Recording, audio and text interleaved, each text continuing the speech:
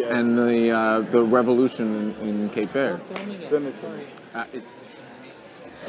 Hi, everybody. We're going to get started. Take your seats, please.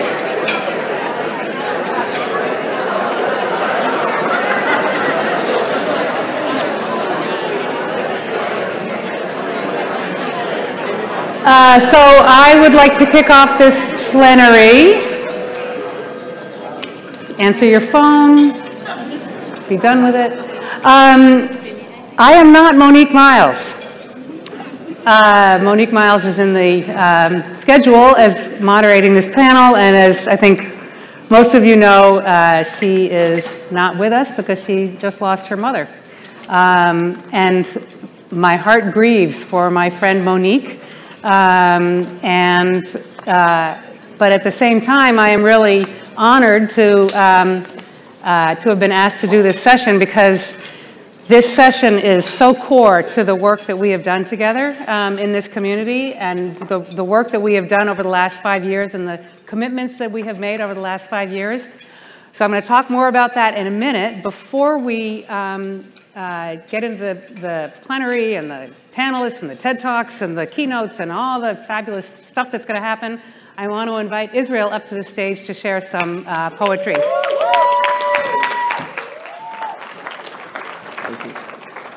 How's everyone doing out there? So, I wanted to ask you guys two things. First, will everyone take a deep breath with me? Cool. Second, when I say leader, you say change. Leaders, change. Leaders, change. Leaders, change. Listen, because you're destined for greatness. What a bold statement. For many don't have a voice and rather sit in silence and rather don't have a choice. I rise whether it's hardship. Leadership inside my DNA. That's facts. You stand where you lead and you lead where you stand. Great hopes and dreams. From broke to bigger dreams, I'll run for you and me, then mix this poetry. That's real. But not as real as the issues of the city, from the opiate crisis to gentrification and homelessness and race. Is the reason I race before my mental state breaks, to share my vision with all good lenses. It's as clear as a sunny day on Broadway. Let's take a trip down memory lane. I'm still invisible, only accepting the change, because my light and energy could spark the city for many moons. This is for the leaders in the room with shared vision of inclusivity, dreams, and longevity. What's in your DNA? Change will start today, but together let's find a way to merge and collaborate, because together we move at a faster rate to impact the city. So I'm asking you one more time. What's in your DNA, your team, your worth, your word, your work, you heard, you know, you learn? Whew. You're destined for greatness. What a bold statement. For many don't have a voice and many don't have a choice. I fly to speak on stages when all reality, community is what we need to reach our greatness. Great hopes and dreams.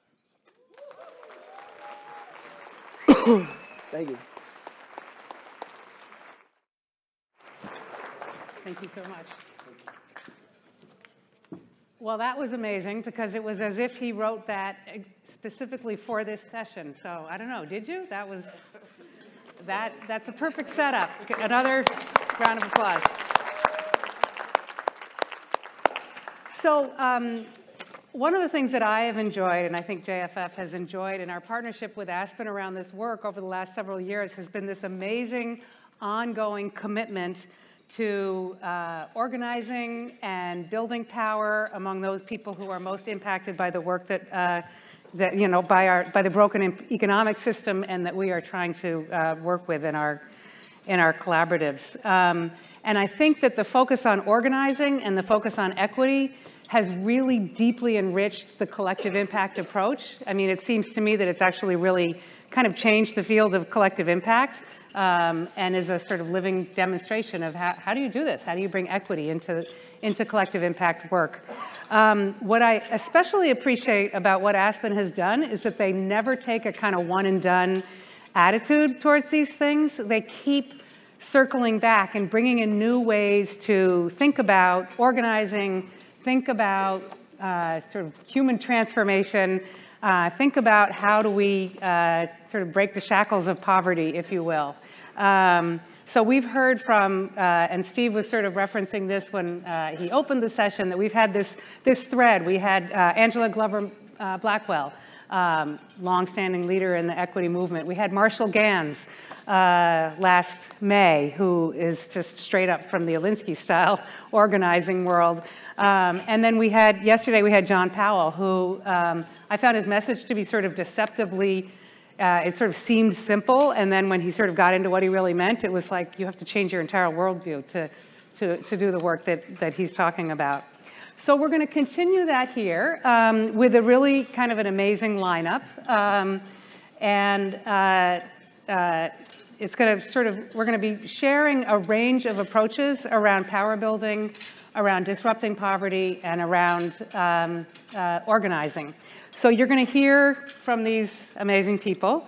And as you listen, folks who work in communities, I'd like you to just be thinking about how do you take lessons from these range of strategies, these different sort of entry points, and bring them into your own work in building your collaboratives and building your pathways and building youth leadership. So let me tell you how this is going to go. First, we are going to hear a keynote address by David Rolfe. He's an extraordinary leader. I will say very honestly, when I first heard about the Fight for 15 in Seattle several years ago, I had my doubts. I didn't really see how this was going to happen. And lo and behold, not only did it happen in Seattle, but it set the stage for a wave of this work around the country. So we're going to first hear from David, and then we're going to have what's been billed as a series of TED Talks. But all our quote-unquote TED Talkers are saying they're not really TED Talks, so don't even. They're going to be sort of 5-minute brief talks about their own approaches to disrupting poverty and organizing. We're going to hear, and the bios are in your packets, so I'm not going to say them here, but Nisha Patel, Eric Braxton, and our very own LaShawn, who has been with us long enough so that we get to refer to him as his first name, and we all know who he is. It's kind of like Dorothy, yours. Or Steve. So then we're going to have a brief dialogue among these amazing people, and then true to our commitment to youth voice and leadership, we're going to have some audience, interaction and conversation, but we're going to start with some young leaders and hearing their perspective on what they heard. So, without any further ado, I'm going to invite David up to the stage.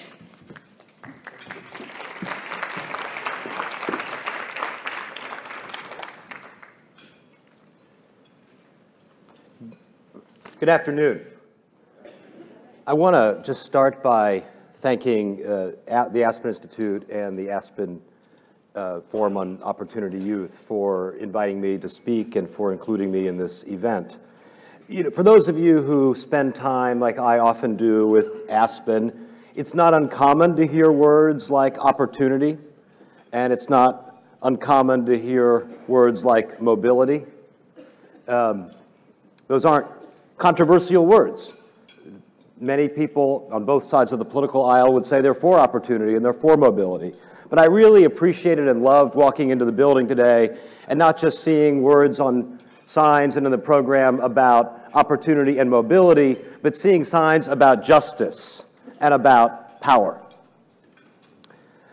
The black gay union leader who organized the 1963 March on Washington, where Reverend Dr. Martin Luther King gave his famous "I Have a Dream" speech, was a man named A. Philip Randolph. He famously said, "At the banquet table of nature, there are no reserved seats. You get what you can take, and you keep what you can hold. If you can't take anything, then you don't get anything. And if you can't hold anything, then you don't keep anything. And you can't take anything without organization."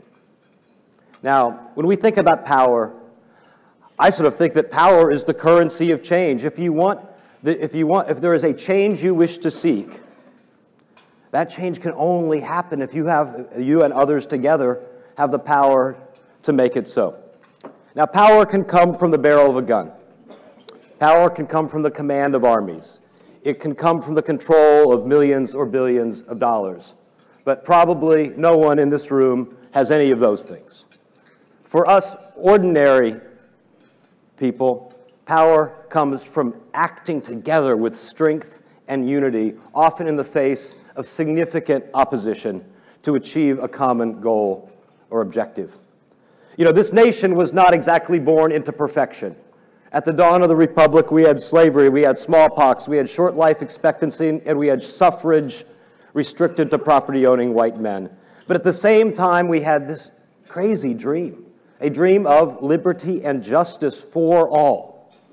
And for 200 years, always through struggle, we passed along a little more liberty and a little more justice to each passing generation. But it was always through struggle. The abolition struggle, the women's suffrage struggle, the anti-sweatshop struggle, the early labor movement, the civil rights struggle, and so forth, down to this day. Where in this city, workers a few years ago passed the first 2 laws establishing $15 minimum wages, and where just last week, our city council voted to tax one of the richest and largest companies on the planet in order to try to address homelessness. Well, the struggle continues. But I'm somewhat, I'm an optimist by nature because I couldn't be an organizer if I weren't an optimist. And my lived experience, especially as someone who spent 2 decades or more organizing minimum wage home care workers to form unions, raise their wages, win health care, win retirement plans, and win dignity and justice on the job, I believe I have seen it with my own eyes again and again and again, that when people organize together, act with strength and solidarity, they can, and sometimes with the threat of disruptive force, they are capable of achieving incredible change. But if you look around our country right now, there are reasons not to be optimistic. Imagine, I'm looking at the average age in the room and realize that if I refer to things that happened 40 years ago, you might have read about those in a history book in many cases.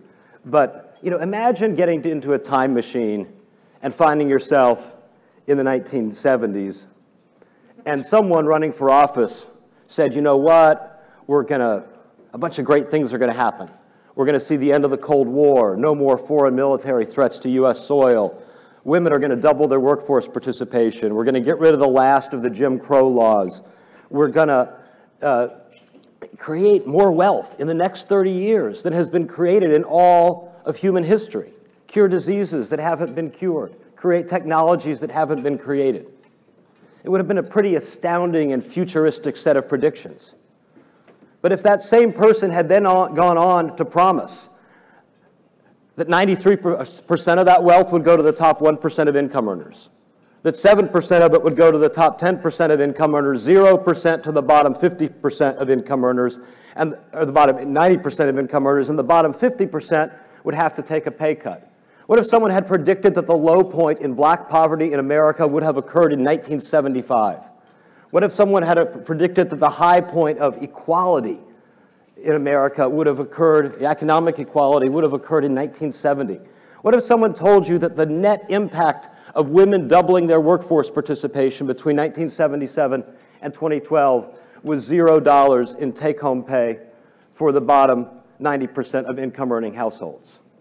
It probably would have made you mad.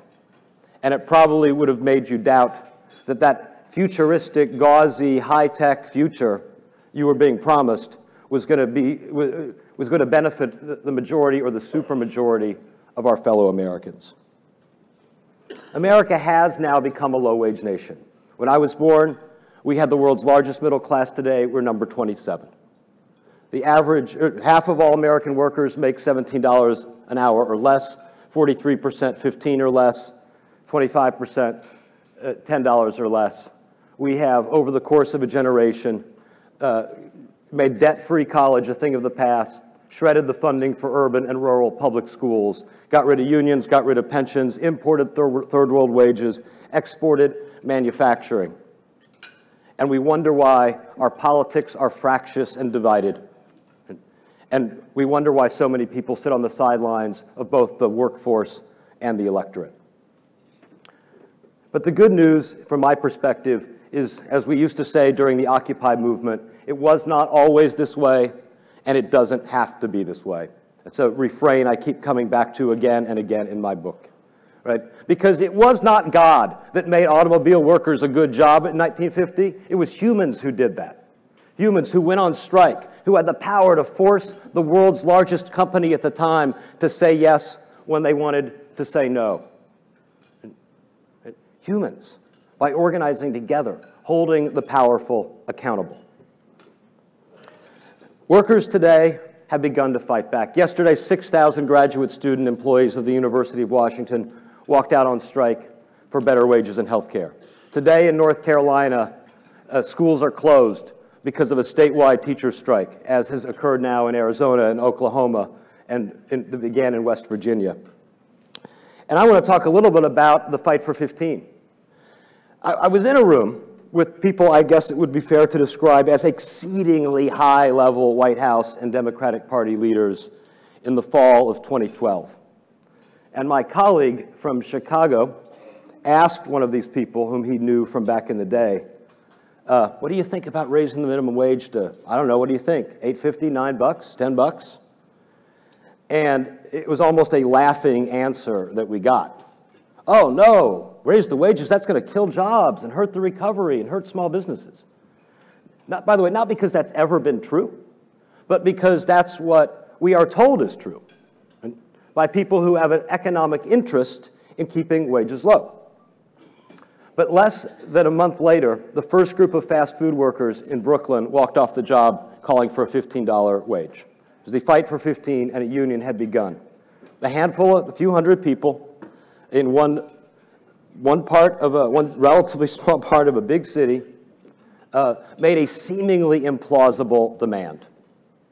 Meanwhile, here in Seattle, we had knocked on 100,000 doors in South Seattle and South King County during the Great Recession and talked to not people who were registered to vote, not people who necessarily were employed. We just went door to door and talked to people about jobs and the economy. And one of the data points that rose up was the number, thousands of people working full-time but living in poverty at our airport. And if you haven't checked lately, you can't really export an airport overseas to take advantage of low-wage work. But over the course of a generation, what used to be good family wage jobs with health care and pensions had become minimum wage unbenefited jobs. And so we had this movement of fast food workers starting on the East Coast, this movement of airport workers starting on the West Coast. And by 2013, we were in the midst of a big fight over whether work should pay.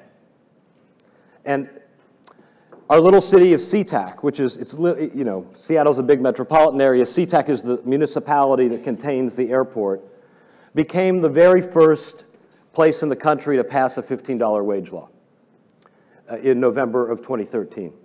Workers who had grown frustrated by 3 or 4 years of unsuccessful attempts to get our major airlines and the Port of Seattle that operates the airport to recognize their unions, instead decided to take the fight to the ballot and qualified a ballot measure in the city of SeaTac that asked, should wages be $15 an hour? And there were a number of other provisions about paid sick leave, full-time work guarantees, and the like.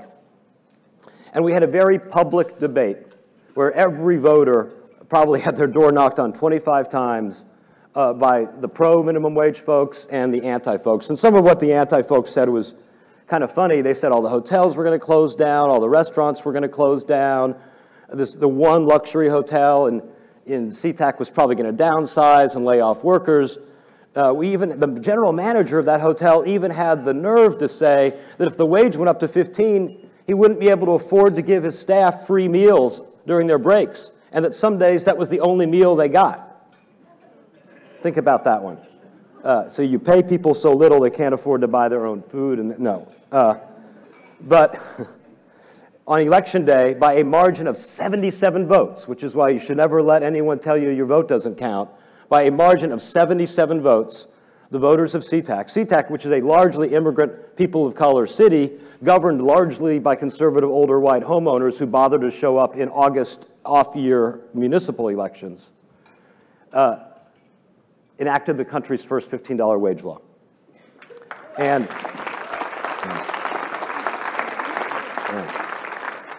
a funny thing happened. That hotel that said it was going to downsize, it actually broke ground on a new wing with 2 presidential suites and a luxury spa. because it turns out that since the investors might be making less per room night due to the higher wages, they just needed to expand the capacity of the hotel so they could make as much money as they'd planned. The hotel industry that was going to go out of business, they've now permitted 4 new hotels for construction in that little city. And then meanwhile, after we won in SeaTac, in the November rain, conducted a 15-mile march to bring $15 north from SeaTac into the city of Seattle, where we had a much different conversation on our hands. Because workers in Seattle in the fast food sector had been going on strike routinely for 6 months. Strikes, boycotts, days of action, sit-ins, civil disobedience against wage theft.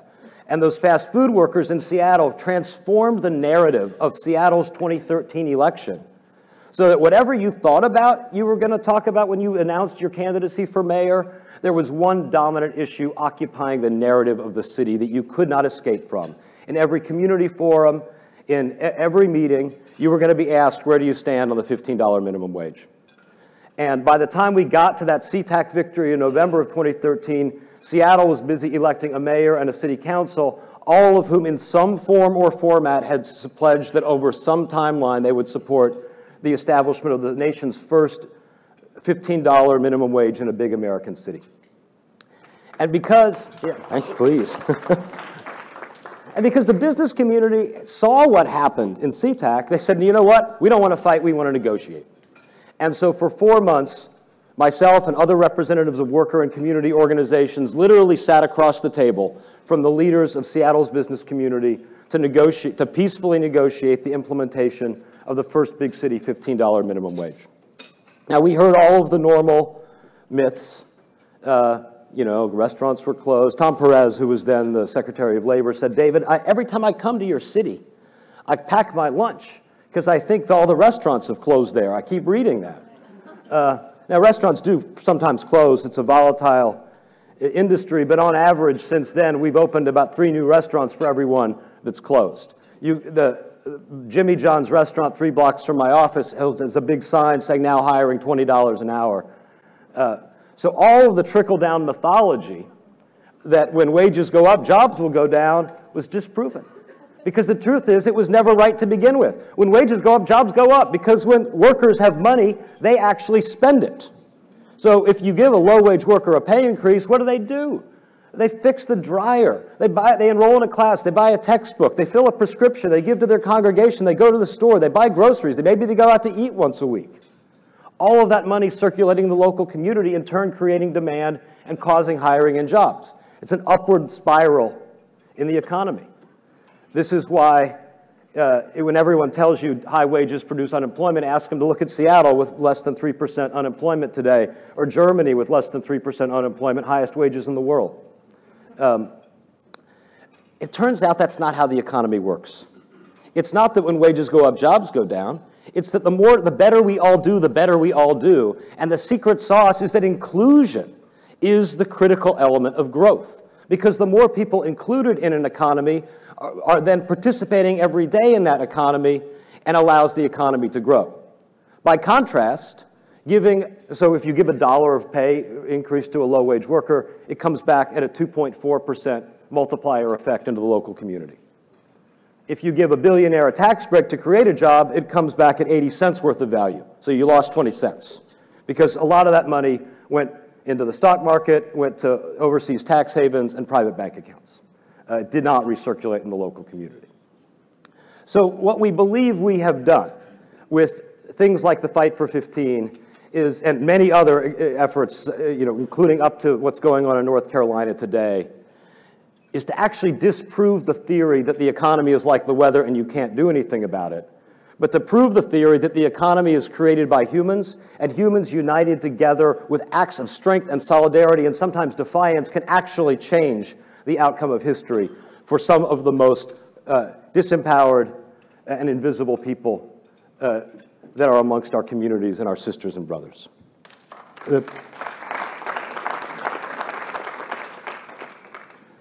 But I want to name a bigger problem.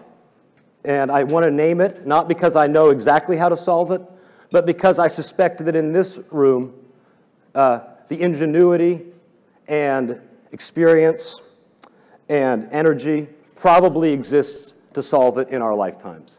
And I'm going to name that problem as the $2 trillion problem.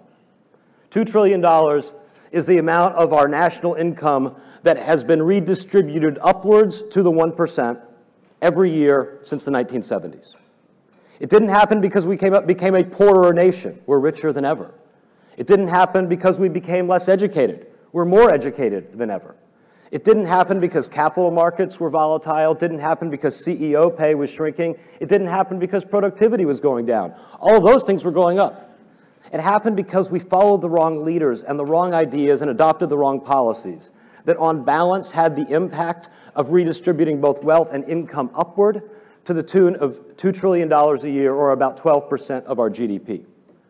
Now, those are gigantic numbers, but if you think about a typical American family, an American family that today earns, let's say, $55,000 a year, would be earning over $83,000 a year if they had benefited from the economic growth and productivity growth of our economy every year since the 1970s. In fact, we were on a trajectory to eliminate poverty by the end of the century in the 1970s, and instead, we threw the whole thing into reverse. But again, this wasn't something God did to us to punish us for our sins. At least I don't think so. I think this was a choice, this was a result of human choices and human actions. And so I want to encourage all and maybe even inspire all of you and all of us to think about is, how do we take the $2 trillion back? How do we make sure that anyone who works for a living has a self-sufficiency wage that they can support a family on? How do we get rid of debt to fund college and make college a right for anyone who can get admitted to their higher education institution of their choice? How do we stop our families from going bankrupt due to medical debt? How do we, 40 years after women flooded into the workforce in the 1970s, we still never had a national conversation about care and the care economy, both for child care and elder care, right? Creating gigantic inequities and costs on working families. And what I want to suggest that all of those inequities and all of that redistribution upward didn't happen by accident. It was a result of choices, and we can make different ones. That in our organizing for power, for potentially disruptive power, we need to have the courage not to do small things. We have to have the courage to do big things. When we were laughed at by White House officials about an $8 or $9 minimum wage, our purpose was not to go back and recalibrate our expectations downward to $7.75. It was to actually say no. That the arguments are going to be the same. The opponents are going to be the same. We're going to have just as many people fighting against us. So why spend your life doing something small when you can do something big? We have generational challenges. We have generational challenges with equity, with growth, with the economy, with education, with the environment. Pick your poison. There is no small amount of generational challenges, of moonshot challenges that we have to address. But what I never heard, when I studied history, I never heard someone say, we could not win the war against fascism and the Axis in World War II. I heard our leaders say we can do it, and every American has a role to play. And I never heard someone say we can't cure polio. I never heard John F. Kennedy say we cannot go to the moon. So why are we saying we can't have a middle class? Why are we saying that the American dream has to be a thing of the past? Why are we allowing politicians to tell us it's not realistic to raise wages, to restore equity to our economy, and to give every American who works hard and plays by the rules a true opportunity at achieving the American dream for themselves and their children? The reality is, it is just as realistic and just as pragmatic and practical as it ever was, as practical as abolition, as suffrage, as the end of child labor, as the early labor movement, as the civil rights movement. It is just as practical to say, we want the $2 trillion back. We are going to unite and speak with simple, true words of strength and solidarity until we get it done. Thank you for listening to my thoughts.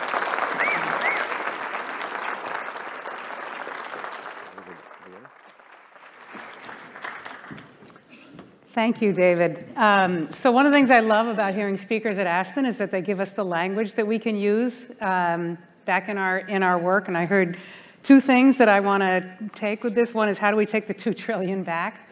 I mean, what a rallying cry. And inclusion is good for the economy, which really resonates with what we heard from John Powell yesterday. So thank you, that was terrific. So we're now going to have our TED Talkers panelists come up. I'd like to invite Nisha, Eric, and LaShawn up to the stage.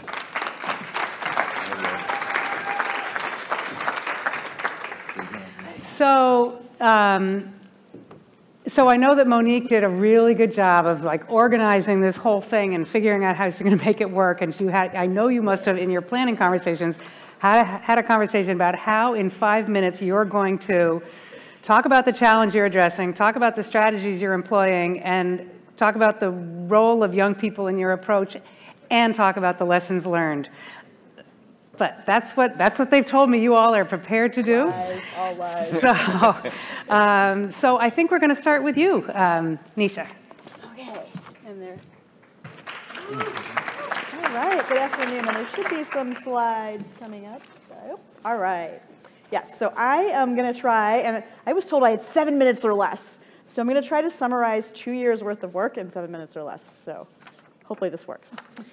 So the question that the project I've been directing for the past 2 years really was set up to get at some of the problems that David actually just identified, which is really we had one question in 2 years to answer it. What would it take to dramatically increase mobility from poverty?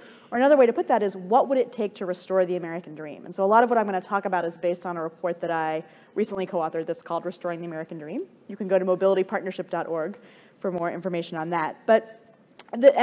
So our job was really to be in the idea generation business, right? And with a particular emphasis on philanthropy and public sector as potential investors in the ideas, but also always keeping in mind that it's practitioners, it's direct service providers, it's advocates, it's organizers, and it's researchers who are really the ones who are going to play a role in testing and implementing and moving the ideas forward. So a bit about the group. You will see some names. I think the color looks weird from where I am, but hopefully you can read that. Some of the people involved. So the U.S. Partnership on Mobility from Poverty, it's chaired by David Ellwood at the Harvard Kennedy School. I serve as the executive director, but then we have 24 members whose names you see on the screen who come from incredibly diverse perspectives and political points of view. And one thing that was really important about our group is that we're not a consensus group, which I actually think made for bolder ideas. So not every person agrees with every individual idea that we've put forward. And the other thing I want to say is a couple of things that make this group really different than some that have come before. The majority of our group are people of color, which I think is too rare in any commissions that I see, and particularly in national ones. And they come from a mix, from research, from practice, from people who are implementing programs on the ground. And that was an important part of our DNA. As we went about our work, we certainly looked at research and at evidence, but we spent just as much time in communities, in 30 communities around the country all told, talking to people, implementing programs, but talking to people, including young people who are experiencing poverty, and bringing that perspective into our work and into our solutions. And so we were in 30+ communities, including the Pacific Northwest, in Seattle, in Tacoma. We were up at Lummi Nation. And so where have we landed? This is, okay. I want to share two big insights. And the first is we had to talk about what do we mean by mobility from poverty? How are we going to define success? And we really pushed ourselves to think much more creatively in this group than I think commissions like this often do. We're certainly not the first group to tackle poverty in the United States. But what we realized pretty quickly is, well, income, super important, right? Wealth, super important. But if we only focused on that and said, well, here's the federal poverty line, or pick another line, and if we help individuals and families, if you're a family of 4 and the federal poverty line is $24,600, if you now make $24,601, are you really that much better off? Are you not poor anymore? Are you on a pathway to mobility? And if you stop and think about it, the answer is most likely no. You're going to continue to struggle.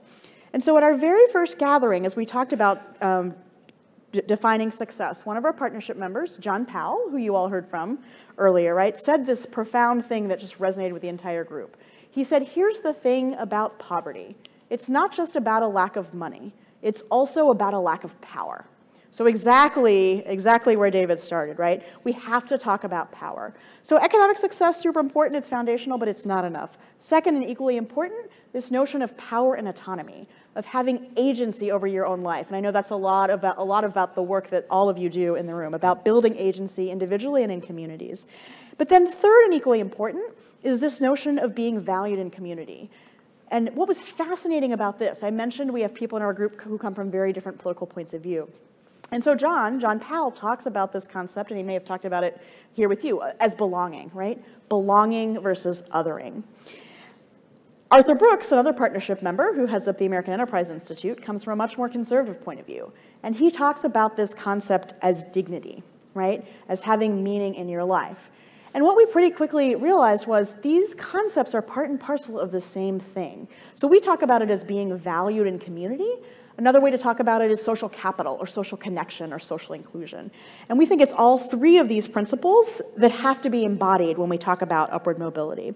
And for each of the ideas that we've put forward, they have to embody these principles, and we have to start to measure outcomes across all of them. So not only do we need to measure income and wealth, we've got to measure whether power and autonomy are increasing, whether a sense of belonging is increasing. And then the next sort of big insight I'll talk about very quickly, because I only have a couple of minutes left, is 5 big strategies. So it won't be a surprise to anyone in this room. We didn't just come up with one idea that's going to solve this problem. It's actually going to take investment in multiple strategies. And the first relates to something that David talked about, which is narrative. That was a big part of the Fight for 15. We believe we've got to change the narrative around how we talk about poverty and how we talk about people in poverty in the United States. There is so much stigma that goes along with it, and so much blame and a lack of focus on the structural issues that have gotten us to where we are. So it's probably the toughest to do, but if we can move the needle, if we can move the narrative, we think it will open up opportunities to move the rest of these strategies forward. And so the other strategies, the second one is exactly what David talked about, which is creating access to good jobs. And so he's talked a lot about that. I have limited time, so that's all I'll say about that. The third one is around this idea of ensuring that zip code isn't destiny. So what we know is right now, where we are born and where we grow up, which we have no control over, plays a huge role in our later outcomes, and that shouldn't be the case. And that's also not by accident, right? We have a history of public policies that have reinforced economic and racial segregation and disinvestment in neighborhoods. And so that's not going to change overnight, and it's going to take intentional strategies. And then fourth, this idea of providing support that empowers, right? So we have large numbers of publicly and privately funded programs that are set up with the goal of helping people move out of poverty, but they often don't provide services that offer dignity, that offer respect, that foster people's engagement in community. And so the aspiration is we need to have programs and policies put people and families at the center and support their goals and capacity working across different domains. And then finally, if narrative is overarching, it's like the context for everything, right? It's the stories we tell ourselves to make sense of the world. Undergirding all of this is the idea of transformative use of data. So all of us collect mass amounts of data, but rarely are those data matched and made available in ways that are usable and accessible, particularly to people in poverty themselves. And so we want to increase accountability and transparency of data.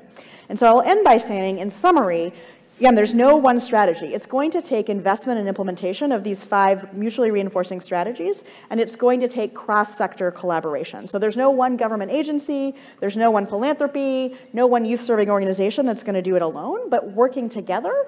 What came out of our partnership is that we believe we can dramatically increase mobility from poverty and begin to restore the American dream. So I will stop there. Wow.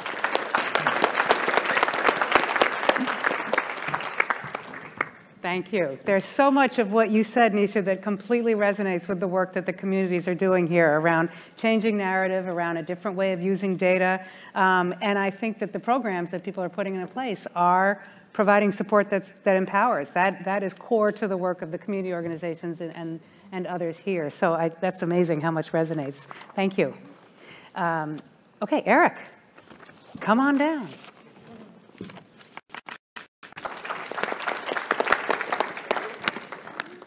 All right, well, thank you all for inviting me to be part of this conversation, and I really appreciate that we started this conversation by talking about the role of organizing ordinary people to build power. I want to talk specifically about the role of young people in building power. In the last few months, Since the tragic shooting in Parkland, there's actually been a lot of attention towards young people organizing. And a lot of people were surprised at the power and eloquence of those youth voices. What I want to hold out is that actually throughout our history, young people have always been on the forefront of social justice, whether it was the women's movement, that's right, the labor movement, the civil rights movement.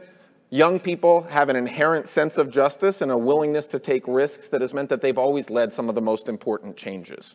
And that's true throughout history. And it's been true over the last 20 years, where a pretty dynamic youth organizing field has developed across the United States. So at our work at the Funders Collaborative on Youth Organizing, we've developed an interactive map and database of youth organizing groups that you can log on to on our website if you're interested. And there are about 200 groups that have active profiles now across the country. So these groups mostly organize low-income young people of color, mainly focused on middle school and high school age, but some older than that as well. And over the last few years, these groups have dramatically increased their ability to win policy changes that affect the lives of hundreds of thousands of young people. So for example, in 2005 in Los Angeles, a coalition of groups got the school district there to pass a policy that ensured college preparatory curriculum for all students in LA. Since then in East LA, the graduation rate has gone up by over 35%.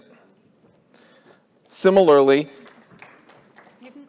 that's right. You can clap for that. That was young people in LA that created that created those changes. And similarly, students across the country started responding years ago to the trend towards harsher discipline policies. Right? A few years ago, what we were hearing about was zero tolerance. We need more police in schools.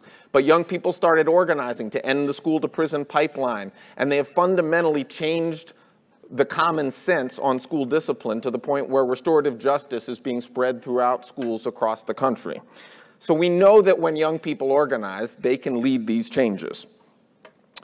What I want to focus on for a minute, and what I think is perhaps most exciting, is that not only does youth organizing result in improving communities, but it's also one of the best ways to support the holistic development of young people.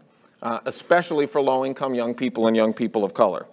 So we recently released a report, and you can download this from our website at fcyo.org, that tracked some of the newest research on how engaging in organizing affects the development of individual young people. So the research identified several key features for why organizing has such positive outcomes on young people.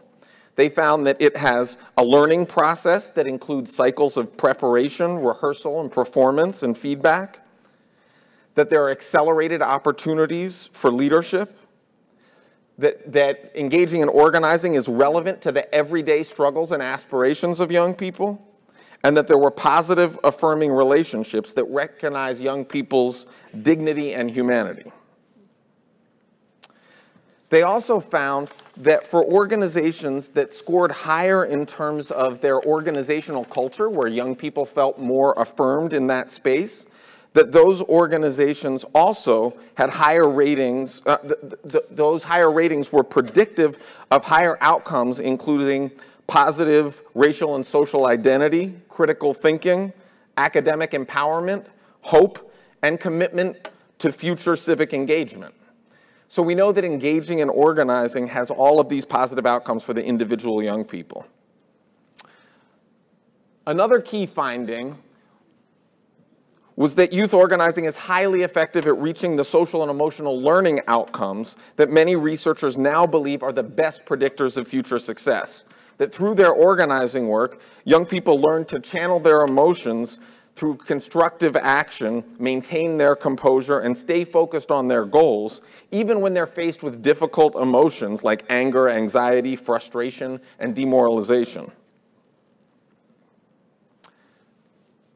In another study, that followed 1,400 young people across California that were supported by the California Endowment. They were able to compare the outcomes for young people that were involved in youth organizing versus more traditional youth development and youth leadership approaches, and they found that the outcomes for young people in youth organizing were equivalent and sometimes higher. Now, for a long time, the research that we had was mostly pretty much short-term. We didn't have longitudinal studies. But in 2005, the Mott and Gates Foundations funded a study of over 410 youth organizing alumni in California, and they found that when compared to other young people from similar backgrounds, that young people engaged in organizing were far more likely to go to four-year universities, and they were also far more likely to stay civically engaged years after their involvement in youth organizing. So, for many years, we've had anecdotes about the impact of engaging and organizing on young people. I believe that we now have the research to demonstrate that youth organizing truly is one of the most effective strategies for supporting the holistic development of young people, especially low-income young people and young people of color. And based on this, I want to assert that there are three paradigm shifts that we need to make in how we think about young people and youth development work. First, for a long time, we've been stuck in this idea of young people as having deficits and problems that we need to solve. And in some cases, we move beyond that to say that young people actually have assets. Or maybe we go beyond that to say that they have a voice. I want to say that we need to make a further paradigm shift to say that young people actually have the power to transform their communities.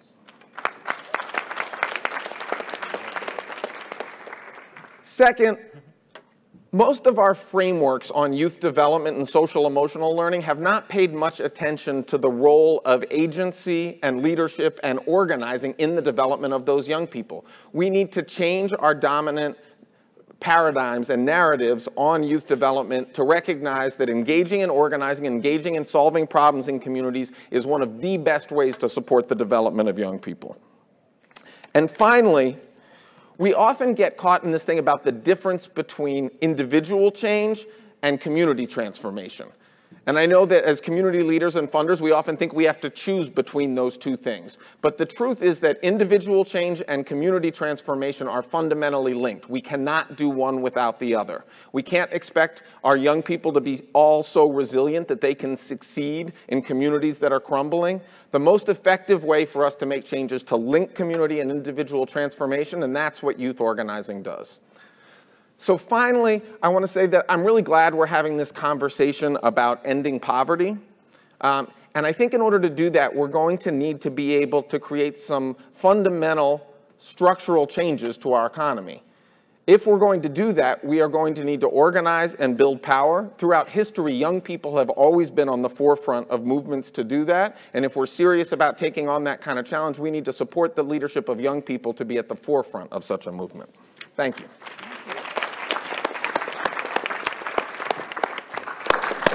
This is turning out to be such a call to action. It's like unbelievable. LaShawn, how perfect for you to follow. Perfect. Yeah, Sabia. Perfect. So I was asked by Monique to talk about our work and everything that we do and related to economic mobility, decreasing poverty, and also relating it to some of the work that my colleagues here on stage are doing. So I'm going to try my best as the countdown continues. So first off, we are a movement of opportunity youth and adult allies set out to do two things: increase opportunity and decrease poverty in America, especially for young people that we call opportunity youth. I think it's important to note that we are organizing and building unity across generations, geography, races, and a few other factors, but I mentioned that because when you talk about economic mobility, like she mentioned, where you live, your race, and even the economic situation of your parents influences that in addition to our environment. So the fact that we are represented across these different aspects gives us some leeway. So as far as our recommendations, we, at the time, the National Council of Young Leaders, who are all former opportunity youth, got together and created that roadmap to create those pathways out of poverty, right? Because we've all been through it and we've somewhat climbed out of it. So we compiled our struggles and we you know, compared our victories. And here's what we came up with. We have immediate pathways out of poverty to reconnect at least 1 million young people, which you'll see on the right side, right? And then on the systems change piece, we have recommendations for broader systems change so that, again, we can start eliminating the conditions of poverty for why these young people are pouring in front of these program doors every day seeking that opportunity. But I'm sure you know, like I know, with any policy, legislation, or plan, or anything like that, if you don't have a plan for implementation, nothing's going to happen, right? And we had this document, and we had this agenda, and we, the National Council of Young Leaders, are making a lot of wave in D.C., but we needed to have that impact happen all across the nation, starting in Boston, and now we over here in Seattle, Oakland, you know, we from coast to coast. So again, for just that thinking, right, that this movement has to go local, that this movement has to go grassroots, led us to the movement from being a council to Opportunity Youth, right? So OYIU, the movement, has about 3 main components that I would quickly like to walk through.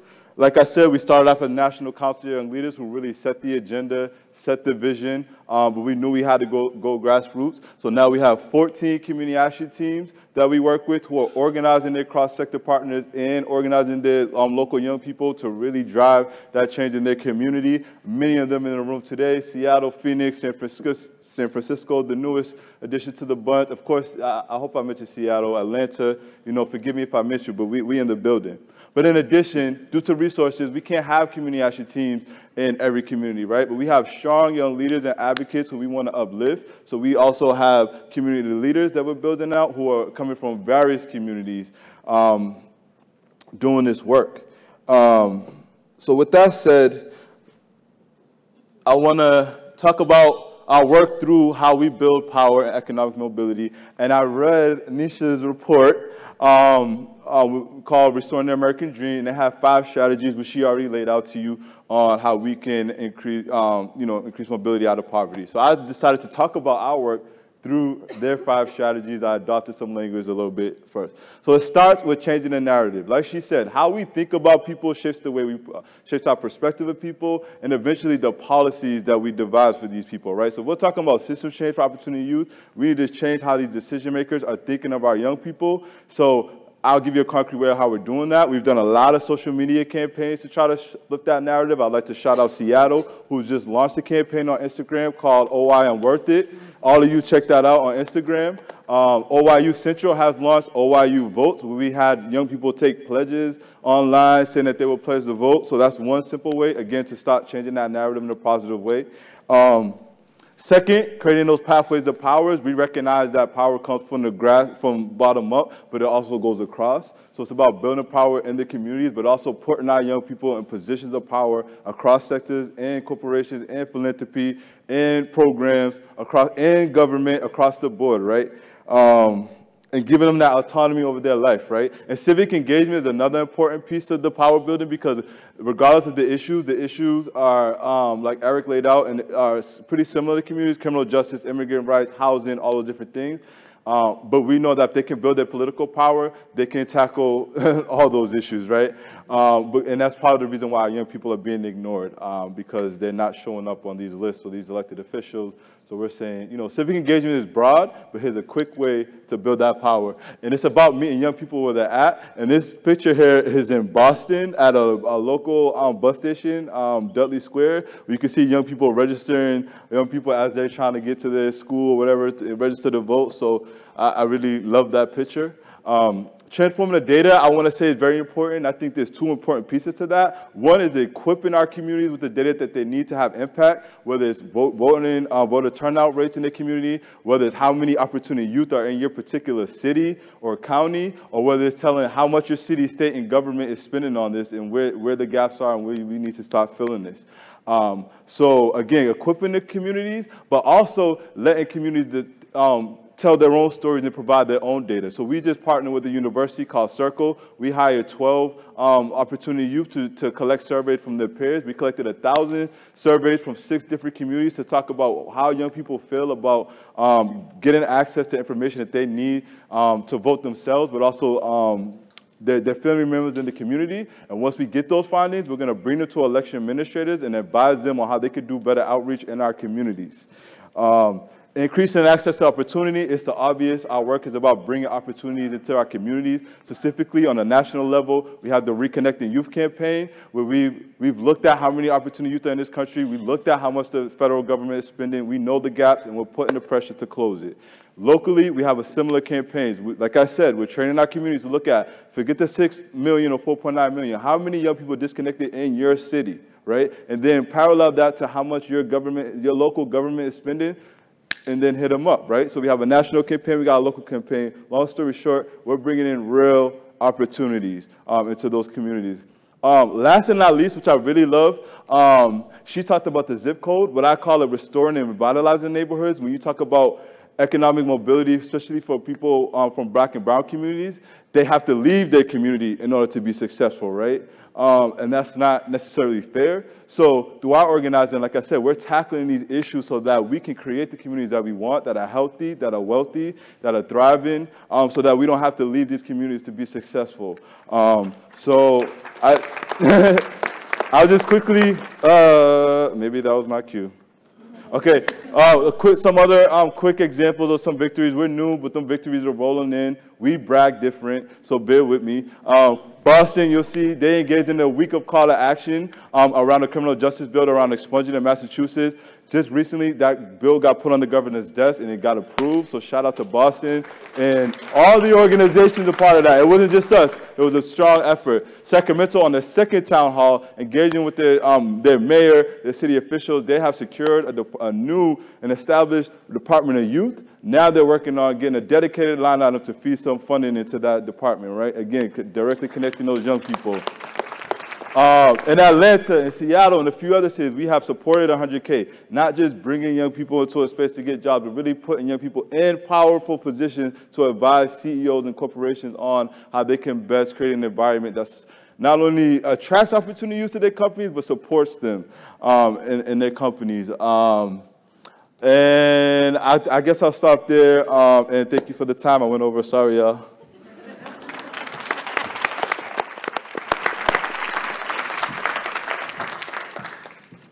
How amazing to hear all these stories of these successes at this moment in time when sometimes it feels like things are not getting better, but things are getting better, so thank you.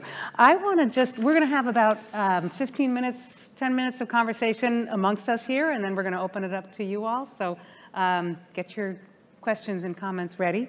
I want to start by just asking you all if there's anything that you heard from each other that particularly resonated with you, that you want to draw some connections between what you said and what someone else said. So anything that you sort of heard in this series of TED Talks, which is really 5 minutes of talking really fast and a lot of information. I think it's interesting that, maybe not surprising, but interesting that all of us, I think all 4 of us use the word power, or autonomy, or agency, or some version of that. And I think so that resonates back to me, sort of what we found over our 2 years worth of work, that typically when you think about poverty or opportunity or mobility or even justice, whichever word you want to use, often we as a field of people working in, whether you work on the ground, you're an organizer or a direct service organization or philanthropy, or you work in a government agency, we think about, to solve a problem, we need this metric that is, are people's incomes getting better? Do they have more wealth? And again, those are important, but can you achieve that without shifting the power balance? And also, is it really enough? Is that all it's really about? And I think pretty clearly the answer is no. Yeah, I also was struck by all of us talking about the role of power in this, and encouraged to hear us talking about that, because it's clear to me that if we're going to take on a problem as large as poverty, we are going to need to build real and meaningful power to make that change. I think one of the questions for us is what kinds of action actually builds that kind of power? And we recently did a lot of listening to youth organizing groups around the country about that. And what some of them said to us was, it seems like some of the organizational models that we've built are really built around an advocacy approach, where we put out a lot of good reports, and we tell people the right solution, and we have a small number of folks who are charismatic leaders, and we can win some small changes with that kind of a model. But the big changes, we're going to need to build a lot more power than that to be able to win, right? They would not have won $1 minimum wage by putting out a report about why it's good and having a few charismatic leaders say that this is what we need. No, they had to organize and build a lot of, so the big changes we need to think about what are the organizing models that allow us to build that kind of power to achieve those big changes. Lasan, did you want to jump in on something here? No, I think the only thing that resonated with me, especially in this space, and also trying to collect resources for this type of work of civic engagement and leadership, and how it's not valued, but how each of us have really laid out like the importance of building power and the importance of empowering young people for the longer term success of the economic situation, right? Eric has some very concrete research, but she made it like an essential component of her model. So like, despite the fact that we sort of internalize that and sort of on the same page, just really pushing that message out into the world, because I do feel like it's undervalued and just seen as like this tactic, but it really transforms young people's lives, right? When they, and I liked how they said in the report, like the power of autonomy to take control of their lives and then and have impact over others as well. And I think that's something that I took pride in with OYU, because we're not just about organizing. We also have support from 17 national sponsor organizations and many more locally, so that we are able to meet young people where they are, get them connected, and help them build on autonomy. And once they're about to cross that stage, it's like, all right, brother, how you giving back, brother or sister? You know what I mean? But sometimes, young people are forced into the space, and they're not ready, because like my young man said, I don't know who said it, they were talking about Maslow, like they have so many needs that haven't been met. And before you could talk about building their power or to get them to care about the community, the world, or even them, you have to really invest and pour into them. So that's just something that stood out to me. I agree with everyone who said how resonant it was that we all talked about power. Let me pick up a couple of other strains in the conversation that I think are worth lifting up. One is about the role of leadership and agency and activism in development. Because we often think of paths out of poverty or into mobility as competency-based, skill-based, or credential-based propositions that can be solved with the right amount of technocratic application of the right level of funding or the right educational technique or whatever. Never mind the fact you're never going to win any of that stuff if you don't wield real power. It's also true that the act of, whether you're successful or unsuccessful at your first campaign, your first initiative, your first big effort, one of the thing that Fortune 500 CEOs have in common with each other, more likely than they're all being rich white men from Ivy League colleges, is that they had the chance to succeed or fail at something when they were in their 20s. And that the ability to actually lead and direct a project earlier in their career was a formative experience that changed the way they thought about agency and power throughout their entire lives. So that's one sort of takeaway I had from one of someone's slides. I'm not sure. One of these fabulous speakers. Yeah, which it was. And the other thing that I found interesting was the way that someone pointed out we too confuse personal transformation with system transformation. And it's simply not true that getting if you have an aptitude and love for the STEM field and there's lots of career opportunities there and it's going to lift you out of poverty and change your family going forward, by all means do that, right? But that's different than solving the problem of why is our economy producing more bad jobs than good jobs, right? Because there are, at the end of the day, a limited number of those jobs that someone has already decided will be good. And we need to figure out how to build an economy that includes everyone. So I think this sort of confusion for personal achievement and catharsis with systemic change is another sort of top level take for me listening to the other panelists. I actually want to pick up, can I pick up really quick on that? Because I didn't have a lot of time to talk about narrative, but part of the work that we did was trying to identify, so we're talking about narratives about people in poverty and about poverty in the US. And so related to what David just said, you know, we identified a few sort of false, inaccurate narratives that actually on their surface might not seem that bad, but they're actually damaging to progress. And one of those is that as Americans, we often like to point to shooting stars. We like to point to the young person that grew up in a low-income neighborhood and now he plays in the NBA and he's making all this money. Or a young woman who grew up in a low-income situation and now she's a pop star or a Hollywood actress. She's making all this money. And we like to point to that and say, look at this rags to riches story. The American dream is alive. Look at her, look at him. But the problem with that narrative is it then causes people to question and say, well, you know, LaShawn can make it. Nisha, I don't understand what's wrong with you. Like, he made it, and he came out of that situation. And that ignores the structural issues when you only focus on the individual. And so that's part of the narrative change I think that has to happen, is connecting that individual change to the structure that either helped or inhibited that change from happening. Yeah. There's so many threads to pick up on here, but the one that I would like to pick up on is we've had this sort of nothing about us without us sort of phrase in this work that is that, you know, you have to have youth organizing at the center, or at least as work. And I think what we're talking about here is that youth organizing is more than just getting young people to have some input into what the collaborative is doing. We're talking about something much more profound in terms of transforming young people and getting sort of these skills and these experiences that they must have. It's kind of, it's not just a vehicle, it's a kind of an end in itself, I think. And I'm curious to know from you, Eric, have you seen youth organizing efforts in an organization? I saw your research around how it can really, done well, transform an organization. What does it look like when the youth organizing is essentially marginalized and not really at the center of the work? And what advice would you give people in this room who might feel like their youth organizing, I don't know if this is true, but I'm just positing, might feel like their youth organizing is not as central as it should be, and they really do want to change the culture of their organization to really take it in. I'd love to hear your thoughts on that, and LaShawn as well.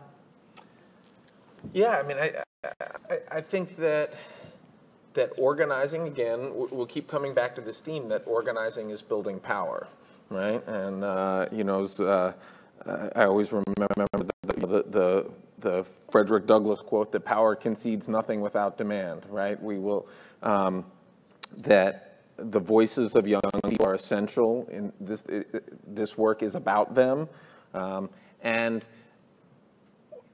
they do have the ability to organize, to make that to transform their institutions. So I would encourage those young people to figure out how to come together and build the kinds of organizations and figure out what their demands are and what the changes that they want to make are, and how do they, again, build a big enough base. Right? I think one of the mistakes that I see a lot in organizing, again, is that we end up falling back on an advocacy model of having these few charismatic leaders, rather than saying, how do we engage our whole community? Right? Who is the community that we are accountable to, and how do we engage as many of them as possible? Because if we really want all kinds of big changes, we need a lot of people with us. We need a large constituency. So my encouragement to folks is, you know, the folks who are able to win those kinds of big changes that we see are really building a big base, and engaging lots of leaders, and they're figuring out how to engage both in sort of issue organizing and direct action, but also thinking about how to deal with the political system as well. And all of those aspects are important. LaShawn, anything you would add to that? I can kind of build on what he was saying. I think for opportunity youth specifically, I feel like issues and consistency are important, because I feel like our young people are sort of targeted and almost like used to put anytime they're asked to engage, so there's usually to move a specific agenda, and it's not in a general sense of we just want to empower you, you know what I mean? It's always like we want to empower you to move this agenda, right? And that has implications a lot for why our young people are turned off, right? Because folks are only in their face when it's like an election coming up, again, when folks are trying to move fast. But like what we learned is, one, you have to be consistent. So folks are asking us, like after the 2016, asking us, like, why y'all still asking people to vote? Like, you know, we have to do this every day. It's in our everyday conversation. Again, when you're trying to create a culture or something, you got to be consistent, and you got to drive that message home, right? So that's one thing. And then we also had to really, like you said, figure out what the issues were. Like, even though we as a national, we have somewhat of an agenda, we're very clear, like, we have somewhat of an agenda. Hopefully you agree with it. But we also want to talk to you about what issues do you care about in your community, right? So every community action team, the 2,000 members that we got, it's not a lot, but we take pride.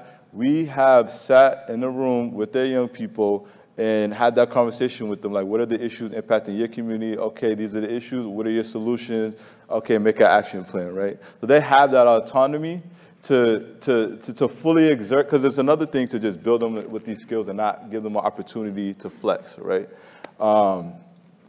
So again, we try to like get them talking about the issues in the community and immediately get them to start thinking and designing their own solutions before we pull the adults to the table. But again, I think that when you talk about power building with our young people, it has to be consistent, and they organize around issues. Around their own issues, right. So I want to turn now to invite audience comments and questions, and we have mics, although we're starting with Shanice and Amanda, and are you mic'd? There we are, you have mics. Okay, Shanice Turner. Hello, everyone. Can everyone hear me? Yes. Awesome.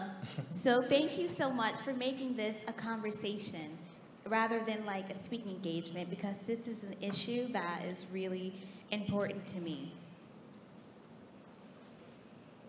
So I would like to answer the first question.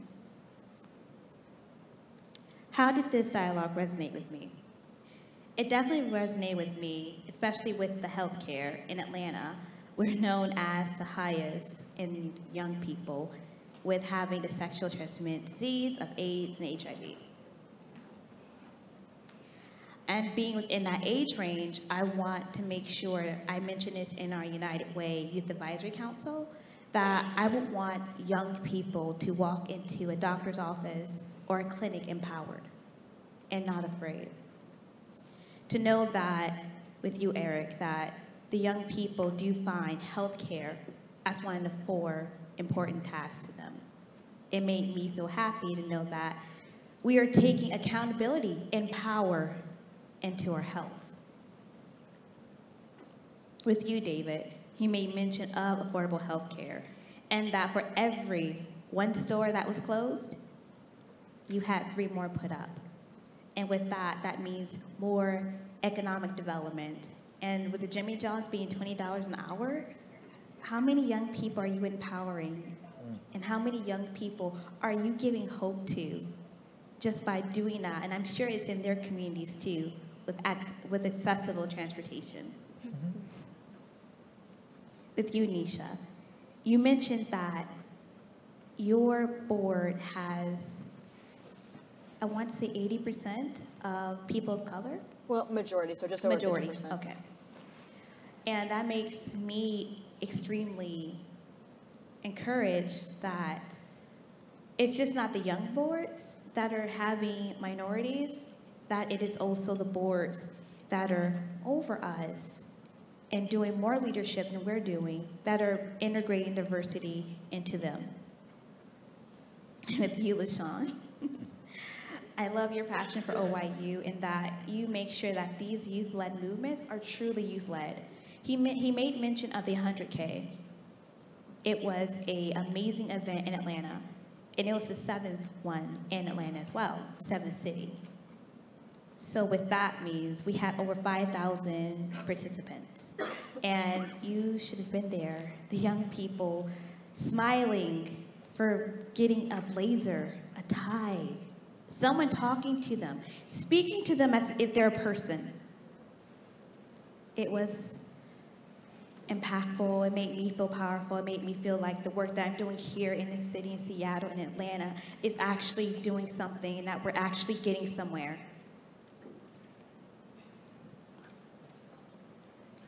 The second question is, how does it connect the organizing youth-led change and what am I doing back home? So I have some notes here that this connects back to my work in Atlanta in a way that it makes people feel power. It makes people feel powerful. And the young people in my city, they feel power by holding a weapon to your face. I've been experiences on the other side of that. This connects to youth-led work, that movement, by doing it with United Way and our Youth Advisory Council, and with the amazing event with the 100K. It was a power play, as you would say, that in our city it strengthens. It makes more emphasis on healthcare and self-care within ourselves. It isn't the highest priority with our young people, but we're going to continue making that more of an effort, because with that also includes mental health, being more involved in criminal justice, and making sure that the people feel empowered. Understanding, I want the adults here to leave that youth movements work, youth-led movements work.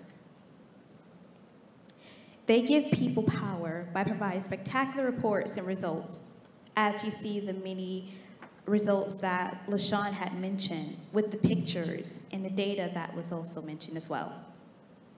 There are statistics that when you empower a young person by being their mentor, taking care of them, you increases their standard, not only of importance, but you also make them want to do more for themselves, because you're showing yourself as a standing foundation and a figure for them that they may not ever had.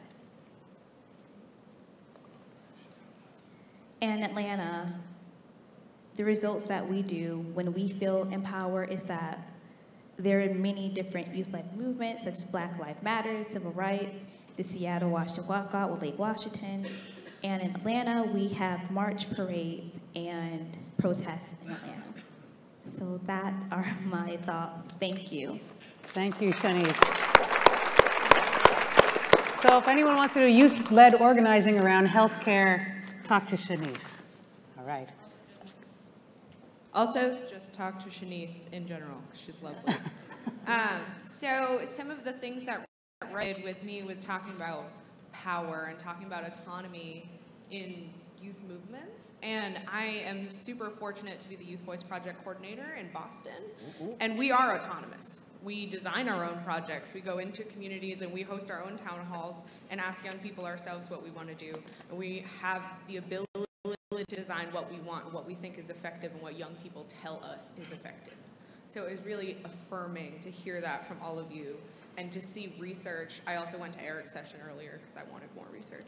And to see that there's research to back these things up, and it's not just me and it's not just the team saying that these things work. It's not just all the leaders here saying that these things work, that there's actual data behind it.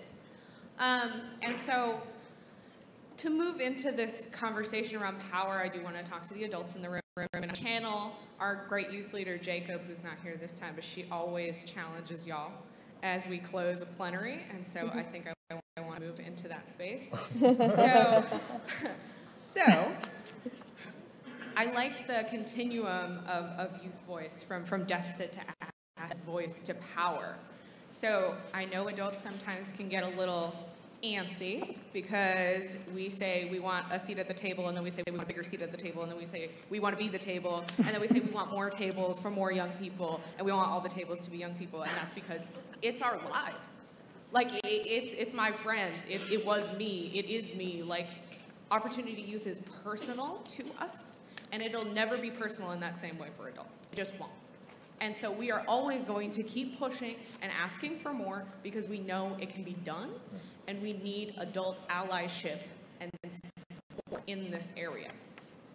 we can't do it by ourselves, but we'll try, and we'll keep asking you for more, and if you don't give us the opportunities, we'll make them ourselves. So those are some things I wanted to leave y'all with. And then the very last thing I will say is that we talk about pathways, and we talk about system change, and we talk about how it's hard and how it's slow. It's harder to be an OY. I think that that's just a thought that sometimes escapes folks when you're so deep in the work, and it's not that we're not doing good work, but there needs to be an urgency and there needs to be a necessity, and when we're talking about youth-led change, you need to hold it as high as you hold pathways, as high as you hold the secondary credential.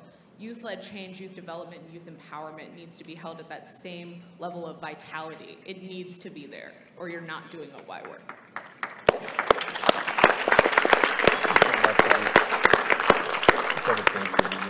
That was great. Thank you. Jacob, you're in the room. Okay, so we have a couple of minutes for comments or questions, and given how limited our time is, and I bet people are running off to the airport after this, so we are not going late, I'm going to ask you to be crisp with your comments or your questions, and mics are standing by.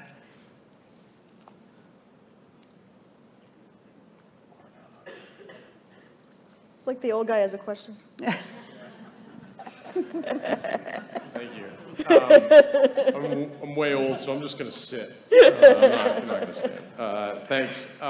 So a question for anybody on the panel, the resurrection of the Poor People's Campaign that's just begun right now, Reverend Barber, just how should we be thinking about it? There's already, this is kind of in the context of David's call to think big. Let's not go for $7.75 an hour. That's a thing. They're calling for major transformation. Just reactions to it. Maybe you want to better summarize it than I have, but just reactions from everybody on the panel about the Poor People's Campaign. I forgot I got a mic right here. So we've actually talked about this with OYU. We're trying our best to figure out how to show up as we continue to strengthen our movement, how to best show up with our allies across different movements. And the Poor People Campaign, we agree with their values, we agree with their everything that they're about, right? And I think that's where the intergeneration cross mix, because we work to stop calling young people at risk, disconnected, and all that. We got Opportunity Youth. Now we're going to ask them to join a campaign called Poor People's Campaign. Like, the title alone, you know what I mean? It's kind of like we need to revisit. Again, empower folks and not feel like we're poor, you know? And it's just like, I don't know. So that just turned me off the rip. I couldn't even tell you really what they're just based off of their name. But my boss, some of our leaders are in tune with it, but I think that when you're trying to be inclusive of everyone, you have to figure out, are you reinforcing what we're trying to do and take away these negative labels that we're putting on our people? So I'll just stop there. Okay. Others? Yeah, Eric? I was going to get to talk about the Poor People's Campaign as part of this conversation, because it's just started this week with 37 state capitals across the country. And my mother was arrested in Harrisburg this week. The history of it, I think, is quite is really important. Towards the end of his life, Martin Luther King started talking about that we've moved from the era of civil rights to the era of human rights. That we can no longer be in the point where somebody has the right to pick a hamburger but can't afford to buy it. And that there were going to be some fundamental economic transformations that needed to happen in this country if we were going to develop poverty, if we were going to end poverty, and that he talked about uniting the poor across race as a new and unsettling force. And that vision of folks across race coming together to say that we are a nation that could end poverty but that it will require that kind of a multiracial alliance to do it, and it will require some really bold and moral action, right? It's, you know, part of what I like about the Poor People's Campaign and Reverend Barber's leadership is that it's really grounded in this moral principle about eliminating poverty. And I think it's that kind of bold action that's going to be required if we're really going to take this on. And so I think it's a really exciting development, and I'm looking forward to seeing where it goes. Yeah, I mean, I agree with much of what Eric just said, and you know, to LaShawn's point, I think, yeah, the name it is an old school name. It's a resurrection of an old campaign. So on April 4th, the anniversary of Dr. King's assassination, I had the privilege of being invited to be on 1A with Joshua Johnson and Reverend Barber and somebody from Fight for 15, sort of talking about this, and they were getting ready to launch the campaign. And so I think if you can get past the title, what's underneath there, I think some of the principles and the arguments I do feel very aligned with. And if you look at the original Poor People's Campaign, one of the things that I think that was so powerful is even back then, when we were a less diverse nation than we are now, it was a multiracial, multi-ethnic movement. And so I think that's sort of, I agree with what, I mean, I think Eric made that point already, agree with that in principle. And the other thing that I think is powerful and oftentimes isn't in the spotlight in national conversations. I mean, I've heard here about all of your local organizing, but the fact that they're in state capitals is how much state policy matters for a lot of the issues we all care about. And it's always been important, and it always probably, we have a federal system for better or worse, probably always will be important, but it's probably the place in the next 3 years, if you want to sort of think short term, where there actually might be some opportunity for traction. And so I really like that focus on the state capitals. Great. I just reiterate that I agree with the values and principles. I don't know about it. Yeah, I hear you. So this is a great topic. Thank you for that question. And we could have gone on, but we can't. We have to close out this session. So a round of applause for these amazing organizers. And I think we invite Steve up to the stage to close us out. Is that right? Why don't we just sit here and listen to him, shall we? Yeah, I'm going to be super brief. I heard a bunch of you say, yeah, you are under your breath. So we're going to close it out real quick here. First, let's thank that awesome panel conversation. Well, I don't know what we call it, the TED, where's Israel? Was that Grey Poupon, that Avion, that TED Talk A, or something like that, to quote Kendrick. We started with Kendrick, we'll finish with Kendrick. Before we go out, just a few things. One is, if you're going on one of the cool REI trips, now that the sun is back out, meet in the lobby. So thank you, REI.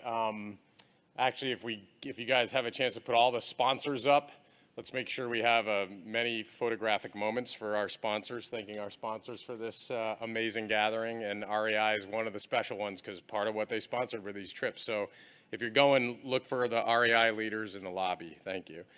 I guess I'll just say on behalf of Melody and Monique, who both couldn't be here, we deeply appreciate the sponsors who helped make this happen. I want to thank the Aspen staff, everybody who works for the Forum for Community Solutions team. If you're here, just stand up for a second, please, so we can acknowledge your leadership. And then really want to thank all of you for really being in this conversation, staying in this network, voting with your feet, doing the hard work on the ground, acknowledging it's harder to be an OY than it is to be a person who's thinking about that and thinking about pathways and all the other stuff we talk about. So I really want to acknowledge the leadership in this room and the communities and the young people and the network that you've built. It feels like there's a lot of wind in our sails right now and a lot of momentum for progress. And so we stand in solidarity with all of you, and this work will certainly continue. And you heard at the beginning a little bit of the framing of some of the things we want to do together going forward. When we reconvene October 8th through 10th in Aspen, we'll have a lot more meat on the bones for some of the next steps that we can take together in this movement. So the work continues. We are officially adjourned. Many of us are going to go into some now sub-meetings. Look at your agenda for those. But thank you for being here, and see you next in Aspen. Thanks, everybody.